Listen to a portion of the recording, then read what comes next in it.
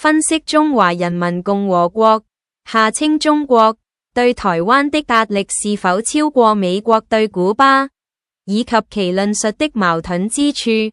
可以從軍事、政治、經濟、民生4個維度列舉相關事實與證據。一、軍事打壓、實質威脅與武力恫嚇。武力統一不放棄，中國至今拒絕承諾放棄武力進犯台灣，並將反分裂國家法法律化。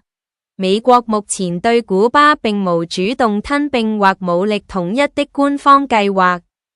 常態化軍事演習，中國頻繁舉行環台軍演，如聯合利劍系列，派遣軍機、軍艦越過海峽中線，對台進行飽和式灰色地帶騷擾、導彈與遠程威脅。中國在對岸部署數以千計的對台導彈，並曾多次發射導彈越過台灣上空。二、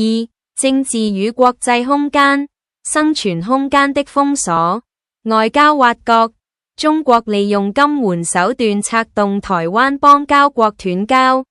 試圖在國際上將台灣去國家化。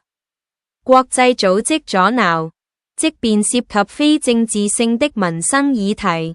如哇世衛大會、ICAO 國際民航組織，中國仍以一中原則堅決排除台灣參與。法律戰與定罪，發布情讀意見等法律文件，對台灣政府官員及支持者進行法律恫嚇，範圍甚至擴及海外，這遠超美國對古巴政府的政治圍堵程度。三、經濟打壓，以商貿逼政府與貿易武器化，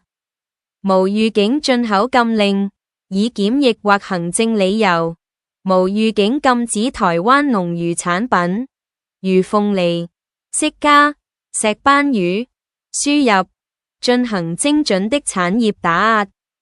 ECFA 關稅減讓終止，針對台灣特定的傳統產業，如石化、機械，逐步取消關稅優惠，作為政治施壓手段，施壓外商與跨國企業，強迫國際航空公司、品牌將台灣改名為中國台灣，否則予以制裁。四、民生與認知作戰，心理戰與社會干預，撤僑議題的宣傳化，利用撤僑等民生援助行為進行政治操作，將人道援助轉化為祖國關懷的宣傳工具，如中東撤離事件，藉此分化台灣內部認同。大量假訊息投放，透過網絡協同行為大量散布恐慌訊息或挑撥社會對立，試圖從內部瓦解台灣民心。這種深層度的干預與美國對古巴的外部封鎖性質完全不同。五、論述矛盾，口不對心與雙重標準，支持主權對比侵犯主權。中國聲援古巴主權完整，反對美國干涉，卻對台灣強調內政問題，無視台灣實質治理的現狀與台灣人民的自決權。俄羅斯與美國的角色對位，俄羅斯支持古巴常被中國視為正義聲援，但美國依據《台灣關係法》提供台灣防衛性武器以維持現狀，卻被中國定性為挑釁。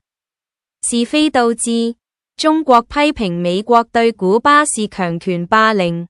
但在兩岸關係中，中國正是利用經濟體量與軍事規模不對稱的優勢，對較小的台灣實行全方位的脅迫。